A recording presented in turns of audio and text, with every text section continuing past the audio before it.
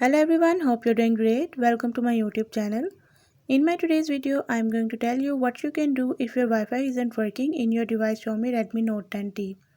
So if you're facing any problem related to Wi-Fi in your device Xiaomi Redmi Note 10T, you can fix it by following the few steps which I'll be sharing with you in my today's video.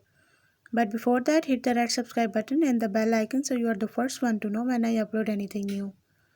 Now watch this video and you will learn how you can fix your Wi-Fi problem in your device.